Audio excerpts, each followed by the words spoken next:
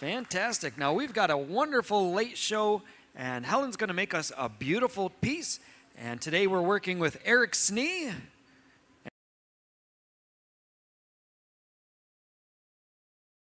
And well,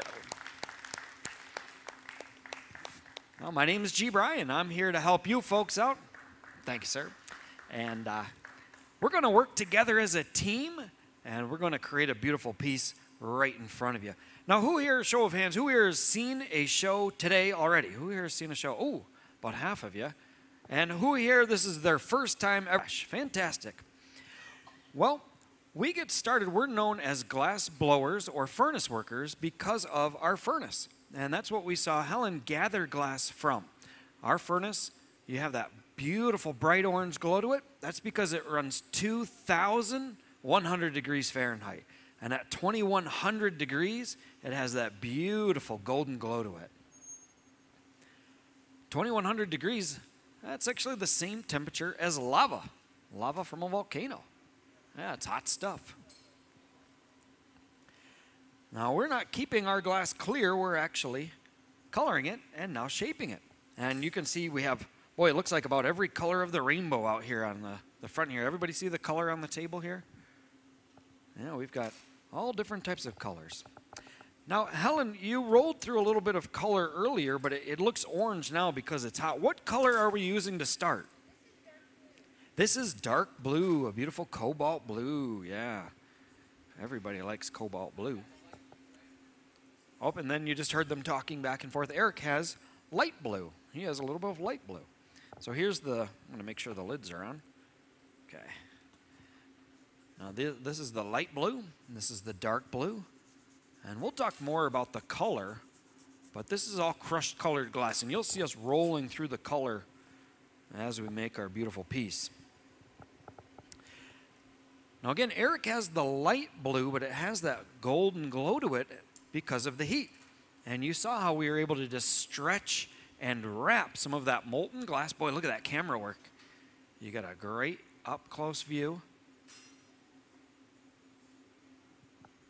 She put it on, she crimped it a little bit, and then did you see how it turned color? Color came out. All right, here's a question. Do you want to know what we're making, or do you want it to be a surprise? Okay, everybody said surprise. Well, tell you what, if you can guess what we're making as we're making it, why don't you just shout it out? That'll be kind of fun to do. Okay, so Helen's over there getting the glass hot. We see her coming back, and you can see all the different tools that she has at the tool bench.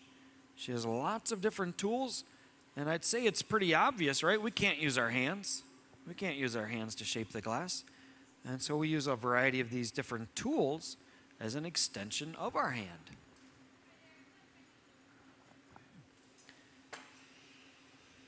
Ooh, look at this torch. Look at this torch. You can see the heat from the torch, that flame, thousands of degrees. Somebody just guessed. What was your guess? A fish. Is it a fish? I'm going to ask Helen if it's a fish. Eric? I was going to ask Helen, but she's busy. We just had a little girl in the crowd guess that we're making a fish. That is correct. That is correct. You got it. All right, nice job. Nice job. Yeah, you can see we've got a nice small little fish. And she's actually putting on a little eyeball. Did you see that little eyeball? You know, it might be fun because you guessed that it's the fish. Do you want to name the fish?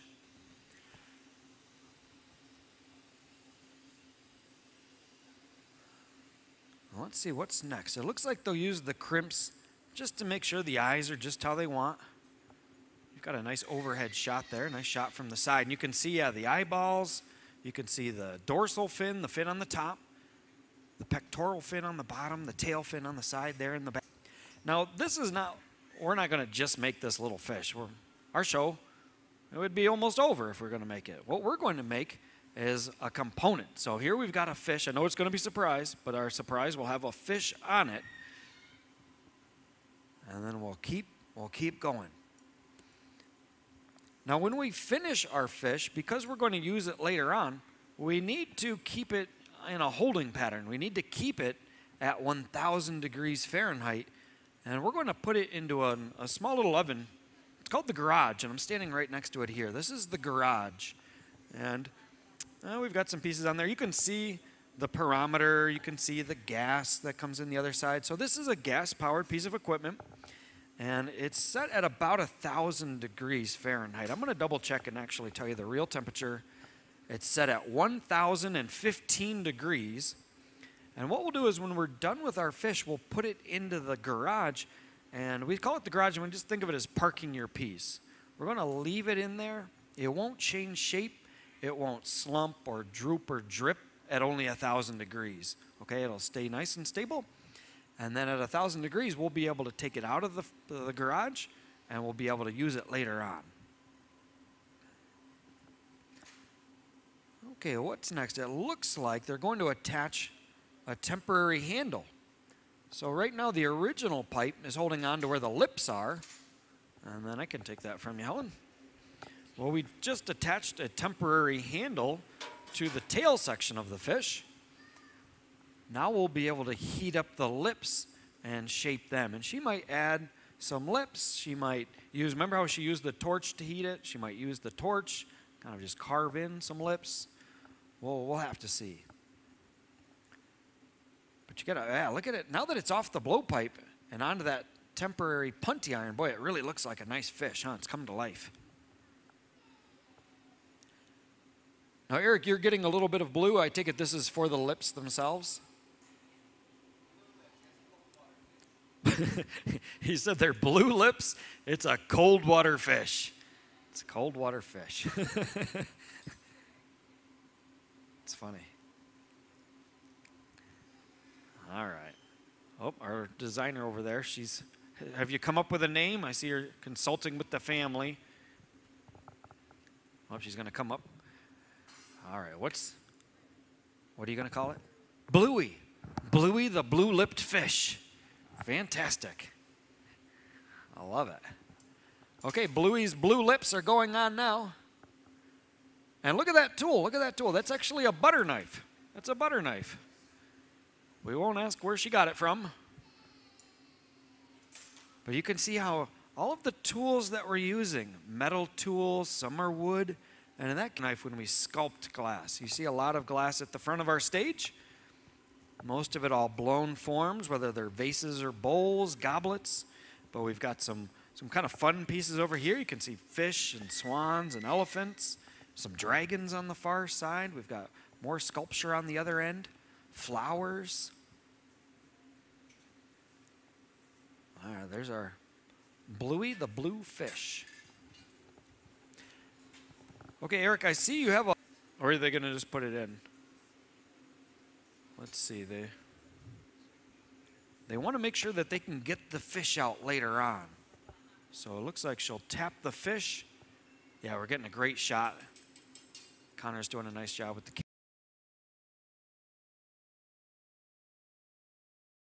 Tom is gathering out of our furnace. That furnace is, that's going to be a tank of clear glass, and right now he's rolling in some color glass that hides in with the glass. So if you don't know what metal oxide is, you can think of it as sort of just a different type of metal rust. So what we commonly different metals, it's actually causing a chemical reaction to then change the color. So there's a lot of very involved chemistry in mixing colors. We're generally not going to be doing that ourselves. We're going to be adding it in the form of either crushed up frit, some, this was started off with a bar of color that then he pulled down to this nice little what we call a stringer. So he'll be using that in various applications as well.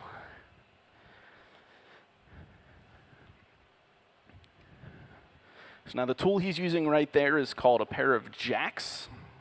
Tools are very versatile, so he's going to use those for some different sculpting techniques and the little animals he's creating. A little hard to see, but what it is a thinking cap. So it's a hat that has a bunch of different little animals and designs on it, some flowers, some caterpillars.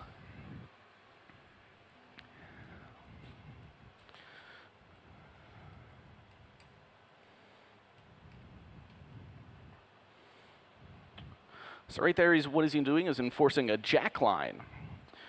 So when he's, and actually, so this guy's going to be a little fish, and at a certain point, we're going to break that little fish off of the pole there. So that jack line he's created is sort of a crease in the glass that's going to allow that to break off a little bit easier. You can think of it in a way as sort of the crease in a Kit Kat bar. You go to break a Kit Kat bar in half, breaks really nice along that crease, and that's sort of what he's aiming for there with that glass.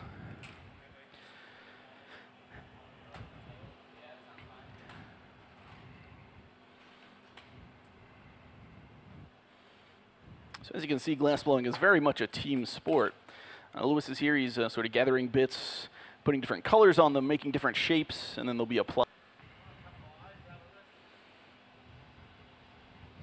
So now what he's using right there is called a hot torch. It's going to be a mixture of natural gas and oxygen.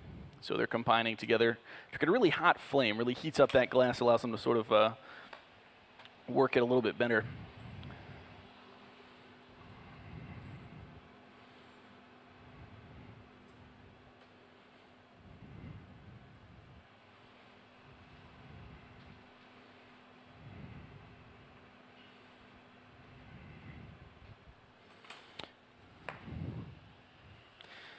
And that tool he was just using is just a pair of shears, pretty much just a large. No, so the question was, and if not, we have actually right here, it's a little hard to see, this is a pipe cooler. So there's a pump in the back that'll actually pump water up, and they can cool that down. Now, if you see someone making something very large, you're going to see people using on gloves, but that's more of trying to counteract the heat from the piece usually than the actual pole itself.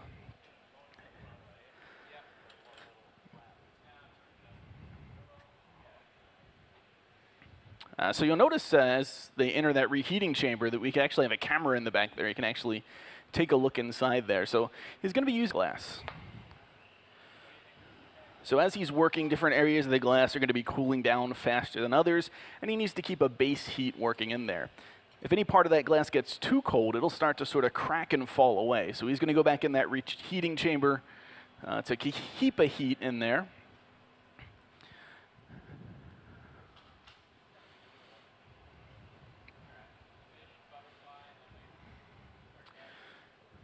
And so we're able to see inside of that because there's a camera in back covered by a different piece of glass. So the type of glass we work with in here is known as soda lime glass. Yes, we have a question.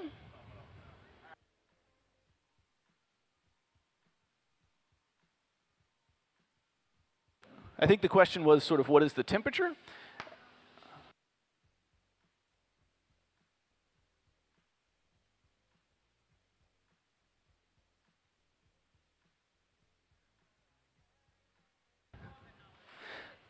Oh yeah, so the furnace that we're getting out of is actually holding it around 2100 degrees Fahrenheit.